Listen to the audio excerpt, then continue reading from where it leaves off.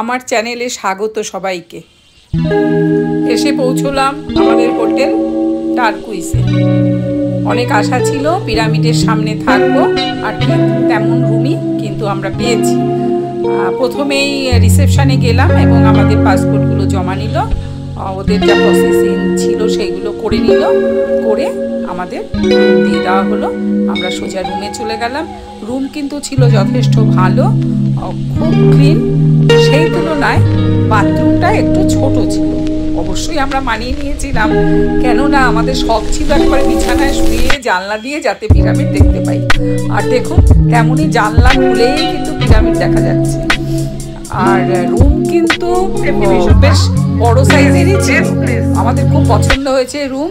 আপনাদেরও বলবো, গেলে এখানে অবশ্যই যাবেন, এই রুমে থাকবেন।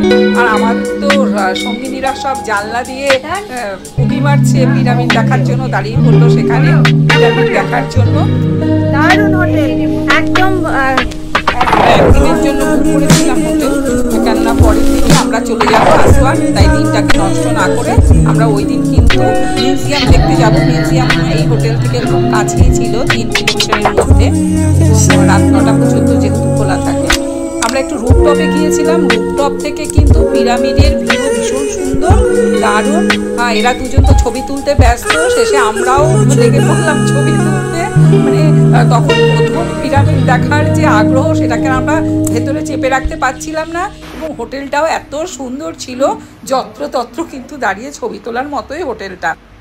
আমরা মোটামুটি 1টার মধ্যে পৌঁছে গিয়েছিলাম, তাই সময় নষ্ট না করে ফ্রেশ হয়ে কিন্তু আমরা রুফটপ ঘোরার পরে সবাই বেরিয়ে যাব মিউজিয়াম দেখতে।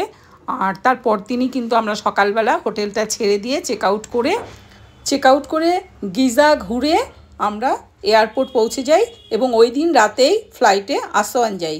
আমার চ্যানেলটি ভালো লাগলে অবশ্যই একটু সাবস্ক্রাইব করে দেবেন এবং বেল আইকনে ক্লিক করে দেবেন। পরবর্তী ভিডিও থাকছে গিজা পিরামিডের উপরে। আনন্দে থাকুন, ভালো থাকুন, সুস্থ থাকুন, ঘুরে বেড়ান।